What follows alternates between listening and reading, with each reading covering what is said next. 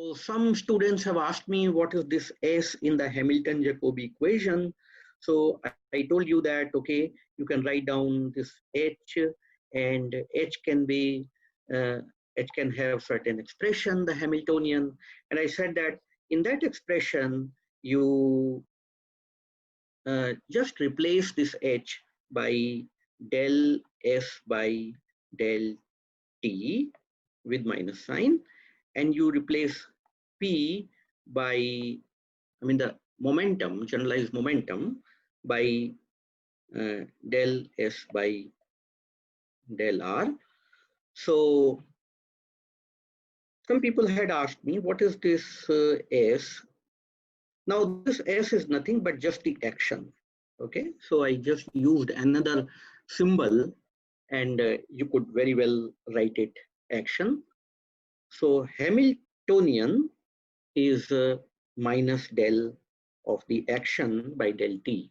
And similarly, the momentum, the generalized momentum, is del A by del R, or you can also call it the gradient of A. Okay. In contrast, the Lagrangian is dA by dt. Right. So action and these things are all interconnected, and I would refer you to the book by Goldstein while trying to understand these connections. So when you have this connection, then you can always think of the Hamilton-Jacobi equation, right? Hamilton-Jacobi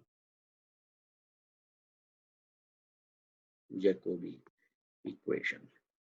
And this is what I had given to you as a small problem yesterday. Now, not only this, I had also told you that you have the charge, and the charge is in the fields, and fields exert the force, and therefore there must be some reaction also of this. The reaction will create a difference in the momentum of the field.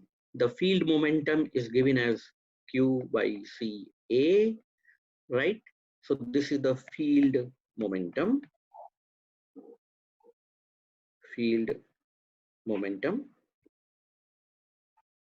Okay, but how do you get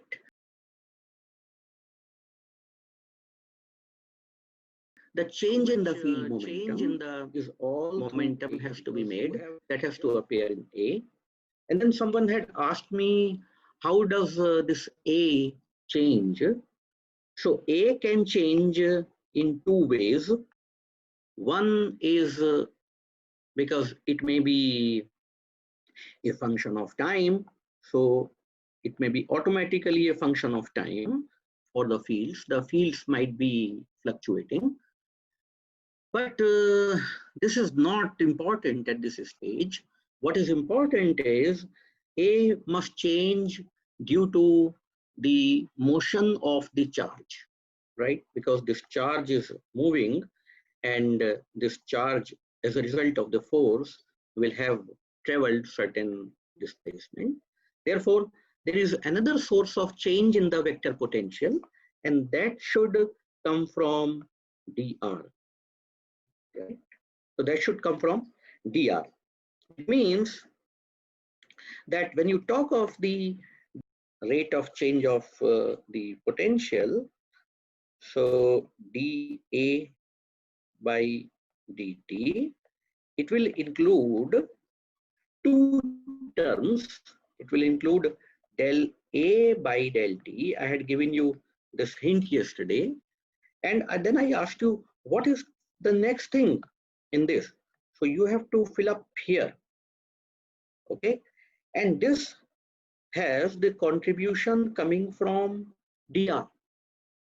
So just try to find it, what can be the change in the potential due to the charge itself, right? Now charge, the value of the charge of course is quite important every time, but here what is causing the change in the potential is not just the value of the charge. That is what I had replied to one question in our WhatsApp group. What is important is this dr, right? So when you take the time derivative of this dr, you get a velocity term here, right? So it is one thing. Now, another student had asked me a question, why the magnetic forces are velocity dependent forces. So why magnetic force is velocity dependent, right? Now, the force is velocity dependent because the Lagrangian of the interaction part is so. Because the Lagrangian of the interaction part is velocity dependent, and you can check it with the previous expression for the interacting Lagrangian. You will see that it is automatically velocity dependent, and that is the reason why when you do this del L by del V, right? Then you get what? You get P, and this P is not the same. It is not the same as the relativistic momentum of the particle, right? So the generalized momentum is not equal to the relativistic momentum of the particle because of the same reason. So these things are synonymous to each other. Okay, there are different ways of understanding the same thing, but just try to understand that the velocity dependent forces are really very, very important. So then when you solve the Lagrangian equation, then you can always find out the Lorentz force law. The Lorentz force law comes from the Lagrangian equation. So this was a problem, or if not, then you can note it down that you have to find the Lorentz force equation, okay, obtain the Lorentz force equation from the Lagrangian. Lagrangian of what? Of free particle and of course the interacting. So you have to write down this. Okay. So this was one problem which I was discussing at length yesterday. But now, today what I feel is that I should move on and I should talk about the remaining part of the action which I described yesterday, and that is of the fields. So how much Lagrangian is contained or contributed to by the fields alone, and what is the role of fields? So we will move on to this aspect to fit in the entire what you say, the jigsaw puzzle, and then you can understand how the total action could be written. So I wrote that total action is of course the action due to particle, right? So it is due to the free particle plus the action of those particles, action while the particles are interacting with the fields. So it is this.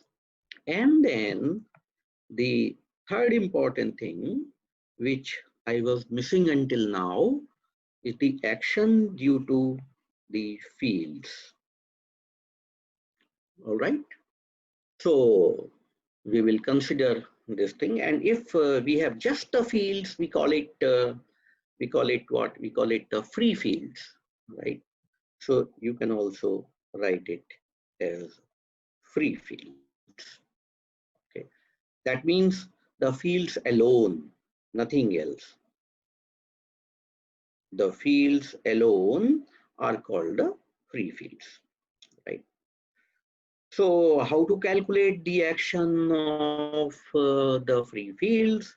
Again, the idea is the same, that you have to do something like LDT, but here this Lagrangian should come from the free fields only. And the question for us is to find out what is this value, right? And how can we write the entire action for the fields? Okay. So this will be our topic for today, and maybe our next lecture on Monday also. And then I will try to tell you how these equations, when you solve these equations through the Euler-Lagrangian equation, how they lead to the Maxwell's equations. So they are not different from the Maxwell equation at all. Just as the variation of the particle action leads to the Lorentz force, the variation of the field action leads to the Maxwell's equations. So this is quite an interesting thing and a bit involved, but then one can always find out all of it. Try to understand that in fields, we have to develop a formalism. So how to develop Lagrangian? Okay, how to develop the Lagrangian for the free fields? How to develop the Lagrangian for the free fields? Okay, so obviously then we have to take some lesson from particles, and in case of particles we know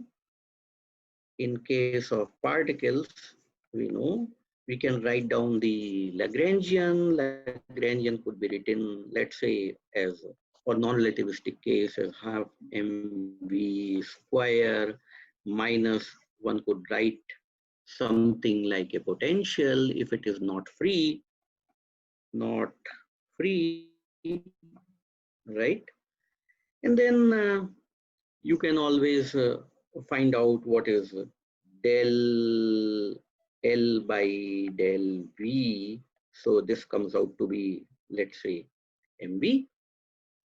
Okay, because this phi is just dependent on R, therefore it does not contribute to it. And then you write what? D by dt of this whole thing, and you get what? You get m, and then dv by dt is acceleration, right? So this thing you use in the Lagrangian equation, d by dt of del L by del V, right? You get force, and force is proportional to the acceleration. So we all understand this, but we have to draw some lessons from this. The lessons are as follows. We are talking of the coordinates. We are also talking of the velocity, right? These are the generalized coordinates, and these are the generalized velocities. Depending on the number of degrees of freedom available to the system, they all change.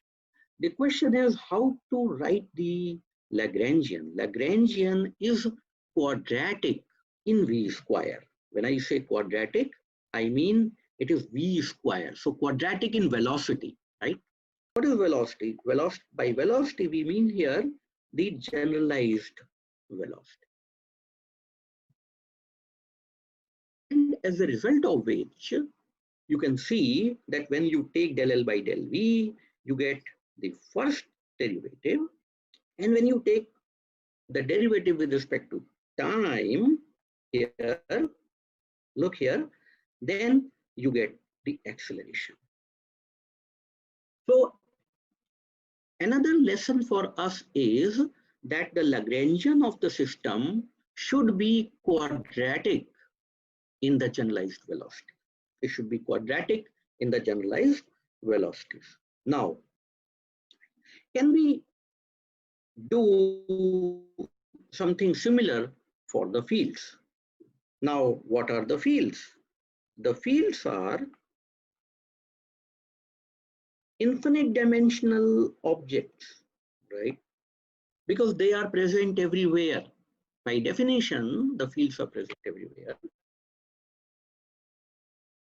So the generalized coordinate for the field has to be something else, and that something else is, let's say, in our case, as the field coordinates. And the field coordinates are the potentials which we were talking about.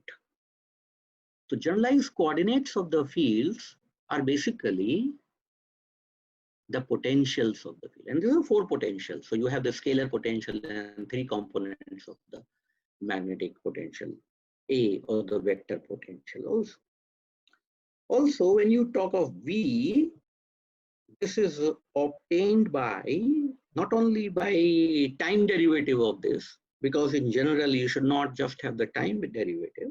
You can have in general the derivative not only with respect to time but with respect to space as well. And the fine way, an elegant way of saying this is that you should do del k ai, because you all know that when you write it like this, then it includes the derivatives with respect to time as well as with respect to the space coordinates.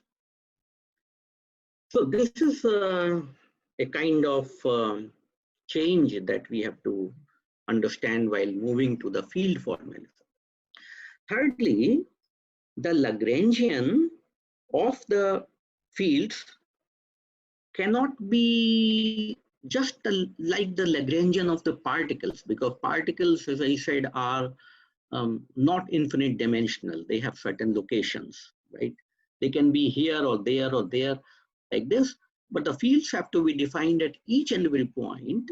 So in place of L, we define the Lagrangian density. The Lagrangian density is just the same as the Lagrangian per unit volume. So when you integrate it over volume, right, then you get the Lagrangian, what you call L.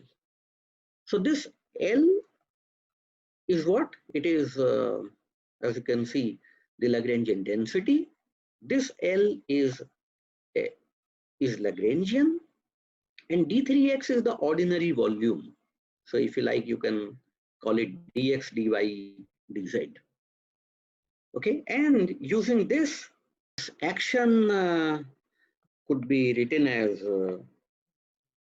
L dt, and this I just wrote as L, that is the Lagrangian density, 3x,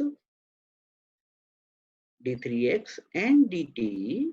Now this dt can be multiplied by c here and divided by c there, so that you have this overall as d3, this whole thing as what?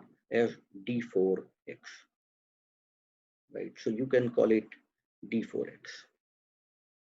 This is what you have written it like d3x, that is the space volume element, and then this cdt, which is dx0. So overall it is called the 4 volume, right? It is called the 4 volume.